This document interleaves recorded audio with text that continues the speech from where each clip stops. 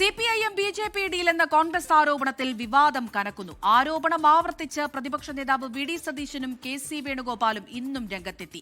ആരോപണം അസംബന്ധമെന്ന് സിപിഐഎമ്മും ആരോപണത്തിന് പിന്നിൽ പരാജയഭീതിയെന്ന് എൻഡിഎയും മറുപടി നൽകി.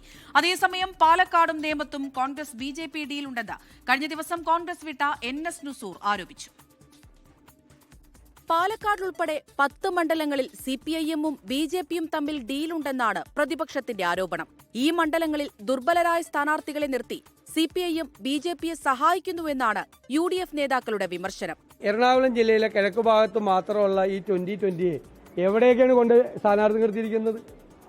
NDAയിലെ ചില ദുർബലരായ ഘടകകക്ഷികൾക്ക് സീറ്റ് കൊടുത്തിരിക്കുകയാണ്.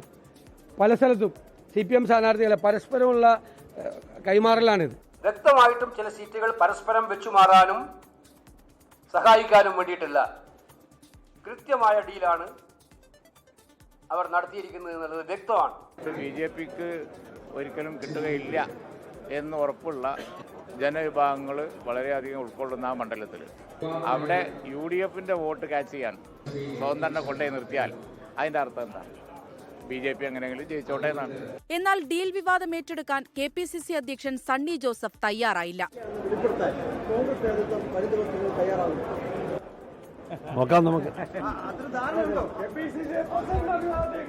ലോക റെക്കോർഡിനായി പ്രതിപക്ഷ നേതാവ് വി.ഡി. സതീശൻ നുണ പറയുന്നുവെന്ന് CPIM സംസ്ഥാന സെക്രട്ടറി MV ഗോവിന്ദൻ.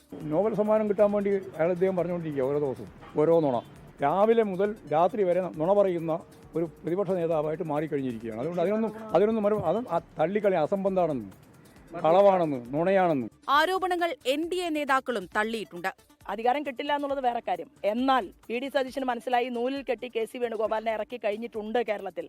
അതുകൊണ്ട് എനിക്ക് കിട്ടിയില്ലെങ്കിൽ പിന്നെ മറ്റൊരാൾക്കും വേണ്ട എന്നുള്ള ഒരു സാഹചര്യത്തെ കലർത്തിക്കൊണ്ടാണോ ഈ വിഷയത്തെ വഴിമാറ്റി വിടാൻ വേണ്ടി ശ്രീമാൻ വി.ഡി. സതീശൻ പരിശ്രമിക്കുന്നത് എന്ന് എനിക്ക് തോന്നുകയാണ്.